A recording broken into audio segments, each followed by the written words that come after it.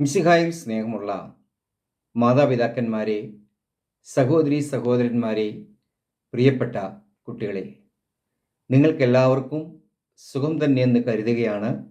അതിനായി ആത്മാർത്ഥമായി പ്രാർത്ഥിക്കുന്നു. ദൈവനീതി എന്താണെന്ന് ഇന്നത്തെ സുവിശേഷം നമുക്ക് വ്യക്തമാക്കി തരുന്നു. രാവിലെ മുതൽ വൈകുന്നേരം വരെ വിവിധ സമയങ്ങളിൽ ജോലിക്കിറങ്ങി എല്ലാവർക്കും വൈകുന്നേരം ഒരേപോലെ കൂലി കൊടുക്കുന്ന ഒരു വീട്ടുടമസ്ഥനെ പോലെയാണ് സ്വർഗരാജ്യമെന്ന് യേശു ഇവിടെ പറയുന്നു. രാവിലെ വന്നവർക്കും വൈകുന്നേരം വന്നവർക്കും ഒരേപോലെ കൂലി കൊടുക്കുന്നത് അല്പം അനീതി നിറഞ്ഞതാണെങ്കിലും എന്തുകൊണ്ടാണ് അതുപോലെയാണ് സ്വർഗരാജ്യമെന്ന് യേശു പറയുന്നത് എന്നതിൻ്റെ വിശദീകരണമാണ് ഈ സുവിശേഷ ഭാഗം. അതിൻ്റെ കൃത്യമായ ഒരു മറുപടി ഞാൻ ഇതിൻ്റെ അവസാന ഭാഗത്ത് നിങ്ങളുമായി പങ്കുവയ്ക്കുന്നതാണ്.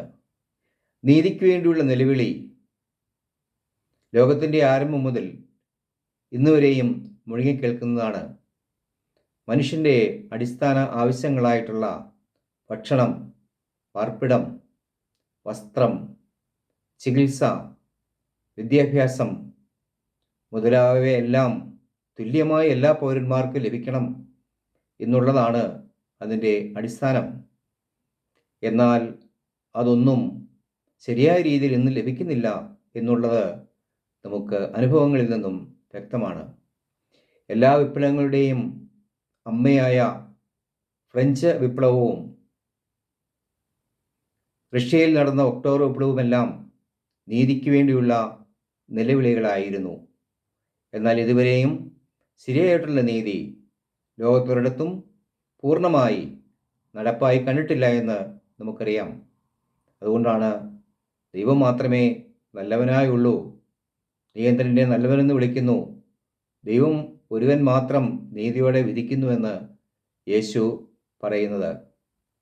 പ്രിയപ്പെട്ടവരെ, ഞാൻ അടുത്ത നാളിൽ ഒരു സിമിത്തേരി കാണുവാനിടയായി. സിമിത്തേരിയിൽ എല്ലാ കല്ലറകൾക്കും ഒരേ അളവാണ്, ഒരേ വീതി, ഒരേ നീളം, ഒരേ പൊക്കം, യാതൊരു വ്യത്യാസവുമില്ല, ഒരേ ഡിസൈൻ. ഇങ്ങനെ കല്ലറകളിലെങ്കിലും തുല്യത ഉണ്ടാകണമെന്നാണല്ലോ നമ്മളെല്ലാവരും ആഗ്രഹിക്കുന്നത്. എന്നാൽ ഇതുപോലെ തുല്യതയുള്ളൊരു കല്ലറകൾ സിമിത്തേരി ഉണ്ടാവരുതേ എന്നായിരുന്നു എൻ്റെ പ്രാർത്ഥന. കാരണം ആ സിമിത്തേരിയിൽ അടക്കം ചെയ്യപ്പെട്ടിരുന്ന എല്ലാവരും ഒരേ കാരണത്താൽ മരിച്ചവരായിരുന്നു. എന്തായിരുന്നു കാരണം? ഒരു ക്രൈസ്തവ രാജ്യം നടത്തിയ ഉപരോധം മൂലം മറ്റൊരു ക്രൈസ്തവ രാജ്യത്തെ ജനങ്ങൾ പട്ടിണി കിടന്ന് മരിക്കാൻ ഇടയായതാണ്. പ്രിയപ്പെട്ടവരെ, ഇതാണ് ലോകം നമുക്ക് നൽകുന്ന നീതി.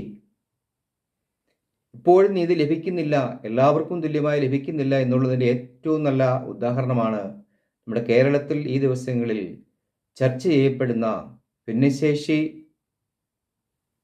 ആയിട്ടുള്ള ആൾക്കാരുടെ നിയമനവും മറ്റ് അധ്യാപകരുടെ നിയമനവുമായി ബന്ധപ്പെട്ട പ്രശ്നം. തത്വത്തിൽ ഗവൺമെൻറ്റിന് ഒരേ നയമാണ്. എല്ലാ അധ്യാപകരോടും എല്ലാ മാനേജ്മെൻറ്റുകളോടും തത്വത്തിൽ ഒരേ നയമാണ്. എല്ലാവർക്കും കൂലി ലഭിക്കണമെന്നുള്ളതാണ്. സാധാരണ നാട്ടുഭാഷയിൽ പറഞ്ഞാൽ ഒരു ഇടതുപക്ഷ നയം കൂലിയെ സംബന്ധിച്ചുള്ളത് പാടത്ത് പണി വരമ്പത്ത് കൂലി എന്നുള്ളതാണ്. അതായത് വേതനത്തിൽ ഒട്ടും തന്നെ ഡിലേ വരുത്താൻ പാടില്ല എന്നുള്ള കാര്യം. എന്നാൽ ഇവിടെ നോക്കുക, തത്വത്തിൽ അങ്ങനെയാണെങ്കിലും പ്രയോഗത്തിൽ വരുമ്പോൾ ക്രിസ്ത്യൻ മാനേജ്മെൻറ്റുകളിലെ അധ്യാപകർക്ക് ശമ്പളം ലഭിക്കുന്നില്ല. അത് തീർച്ചയായും അനീതി തന്നെയാണ്. എന്തുകൊണ്ടാണ് ഗവൺമെൻറ്റുകൾ നീതി പുലർത്തണം എന്ന് ജനങ്ങൾ പറയുന്നത്? എന്തുകൊണ്ടാണ് മതമേലധികാരികൾ നീതി പുലർത്തണം എന്ന് പറയുന്നത്? കാരണം സർക്കാർ ധാരാളമായ നികുതികൾ പിരിച്ചെടുക്കുന്നു. മതനേതൃത്വം ധാരാളമായ പിരിവുകൾ പല രീതിയിൽ പിരിച്ചെടുക്കുന്നു. അപ്പോൾ ജനങ്ങൾക്ക് ഇത് തുല്യമായി നീതി നടപ്പാക്കാൻ ഉപയോഗിക്കണം എന്നുള്ളത് ന്യായമായ ഒരു അവകാശമാണ്. പ്രിയപ്പെട്ടവരെ, ദൈവം എങ്ങനെയാണ് വിധിക്കുന്നത്? ഭൂമിയിലെ കോടതിയും ഭൂമിയിലെ ഗവൺമെൻറ്റുകളും നീതിയോടെ വിധിക്കണം. എല്ലാ മനുഷ്യരെയും തുല്യരായി കാണണം. എല്ലാവർക്കും ഭക്ഷണം, എല്ലാവർക്കും പാർപ്പിടം, എല്ലാവർക്കും വസ്ത്രം, എല്ലാവർക്കും ചികിത്സ, എല്ലാവർക്കും വിദ്യാഭ്യാസം, എല്ലാവർക്കും പുരോഗതി പ്രാപിക്കാനുള്ള അവസരങ്ങൾ എന്നിവയെല്ലാം ഒരുക്കേണ്ട ഒരു സംവിധാനമാണ് ജനാധിപത്യ ഗവൺമെൻറ്റുകൾക്ക് ഉണ്ടാകേണ്ടത്. എന്നാൽ ദൈവനീതി എന്ന് പറയുന്നത് ദൈവം നീതിയോടെയല്ല വിധിക്കുന്നത്. എന്താണ് അങ്ങനെ പറയാൻ കാരണം? ദൈവം നീതിയോടെ വിധിച്ചാൽ നമ്മുടെ അവസ്ഥ എന്തായിത്തീരും? ദൈവം പിന്നെ അനീതിയോടെയാണ് വിധിക്കുന്നത്? അതൊരിക്കലുമല്ല. ദൈവം വിധിക്കുന്നത് കരുണയോടെയാണ്. ഒരു പിതാവിന് 10 മക്കളുണ്ടെങ്കിൽ അതിൽ ആരോഗ്യമുള്ളവരുണ്ടാകാം, അല്പം കഠിനാധ്വാനം ചെയ്യുന്നവരുണ്ടാകാം, കഠിനാധ്വാനം ചെയ്യാത്തവരുണ്ടാകാം, പണം ദുർവ്യയം ചെയ്ത് കളയുന്ന മക്കളുണ്ടാകാം, വികലാംഗരുണ്ടാകാം, മറ്റ് രോഗികളുണ്ടാകാം, പണിയെടുക്കാൻ അതുകൊണ്ട് വയ്യാത്തവരുണ്ടാകാം. അവർക്കെല്ലാം എന്താവശ്യമുണ്ട്? ഭക്ഷണം ആവശ്യമുണ്ട്. അതിൽ കുറവ് വരുത്താൻ പാടുണ്ടോ? വസ്ത്രങ്ങൾ ആവശ്യമുണ്ട്. അവർക്ക് പാർപ്പിടം ആവശ്യമുണ്ട്. അപ്പോൾ അതുകൊണ്ടാണ് ഒരു നല്ല പിതാവ് എല്ലാ മക്കളോടും നീതി ചെയ്യുന്നത്. അതുപോലെയാണ് ദൈവം. ഇന്നലെ മാനസാന്തരത്തിലേക്ക് വന്നവരെന്നോ ഇന്ന് വിശ്വാസത്തിലേക്ക് വന്നവരെന്നോ ഉള്ള വ്യത്യാസമില്ലാതെ എല്ലാവരോടും തുല്യമായി ക്ഷമിക്കുന്നവനും എല്ലാവരോടും കരുണ കാണിക്കുന്നവനുമാണ് ദൈവം. ഇങ്ങനെ ദൈവം നമ്മളോട് ചെയ്യുന്നത് നമുക്ക് തിന്മ ചെയ്ത് ജീവിക്കുവാനും വളരെ ലേറ്റായി മാനസാന്തരപ്പെടുവാനുമുള്ള ഒരു ലൈസൻസായി നമ്മൾ കണക്കാക്കാൻ പാടില്ല. നമ്മൾ ദൈവത്തിന് മുമ്പാകെ എപ്പോഴും ഉണർവോടെ കാത്തിരിക്കണം.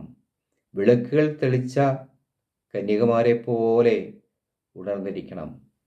യജമാനൻ്റെ വരവും കാത്തിരിക്കുന്ന ഭൃത്യന്മാരെ പോലെ ആയിരിക്കണം. യജമാനൻ രാവിലെയോ വൈകിട്ടോ കോഴി കൂവുമ്പോഴോ എപ്പോഴാണ് വരുന്നതെന്ന് നമുക്കറിയില്ലല്ലോ. അവൻ വരുമ്പോൾ നിദ്രാധീനരായി കാണാത്തവർ ഭാഗ്യവാന്മാർ. അതുകൊണ്ട് പ്രിയപ്പെട്ടവരെ, ദൈവത്തിൻ്റെ വരവിനായി ദൈവം നമ്മുടെ ജീവിതത്തിൽ ഇടപെടുന്നതിനായി പ്രതീക്ഷയോടെ കാത്തിരിക്കുക എന്നുള്ളതാണ് നമുക്ക് ഓരോരുത്തർക്കും ആവശ്യമായിട്ടുള്ളത്. ആലങ്കാരികമായ ആധ്യാത്മികമായ ഭാഷയിൽ പറഞ്ഞാൽ ദൈവത്തിൻ്റെ വരവ് നേരത്തെ ആവില്ല, അവൻ്റെ വരവ് താമസിച്ചുമാവില്ല. അവൻ വരും, നമ്മുടെ ജീവിതത്തിൽ ഇടപെടും. നിങ്ങളെല്ലാവരെയും ദൈവം അനുഗ്രഹിക്കട്ടെ. ആമേൻ.